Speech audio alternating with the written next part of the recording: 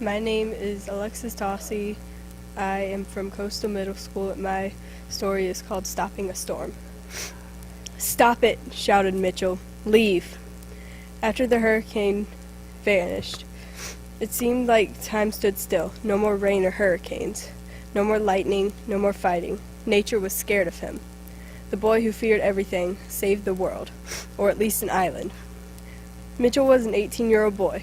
An 18-year-old wimpy boy, to be exact. He was lonely. He would sit every day after school watching Animal Planet, wishing he had just one friend who shared a common interest in animals, nature, and history. But no one ever did. He couldn't wait to go to the mysterious Galapagos Islands for spring break. Then he could get away from school and bullies and their cliched insults. He only had one more hour of school left, but it was the absolute worst. Math. In math class, he sat by almost every bully. Plus, math was extremely boring. Because he found the class to be too simple, the other bullies would resent his ability, always picking on him. But he got through it. He usually slept in math, but instead he played checkers on his phone all alone. After being picked on and being bored, he got home. There he got the best news possible. He'd been accepted to his dream college, in the science program. He was offered a full scholarship, but there was no time to celebrate. His plane was leaving in an hour. He was nervous. He was traveling with his brother, a college student, without the rest of his family. He slid in the 1991 SUV his mom was waiting, almost forgetting his satchel and his things. Luckily, they lived down the road from the airport. They flew to Ecuador and on a 5-hour trip, and then took a boat to Santiago Island. On the boat to Santiago, Mitchell noticed different species of fish. He saw sharks and even a few whales, then finches and a turtle sprouting. Looking straight ahead, he could see that they were approaching land. They were there.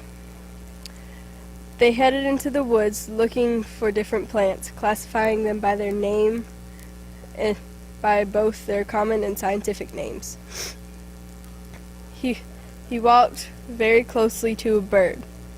It stood there staring. No animal, not even lizards, were scared of him for a change, and he wasn't scared of them. He thought about how amazing the Galapagos was, how the volcanic geography was like the craters on the moon, and about all the magnificent creatures on each island: Santiago, San Cristobal, Isabella, Florina, and the others. They started exploring further into Santiago. It was mostly green except for the old ruins of a fort, which were covered in vines. They went in.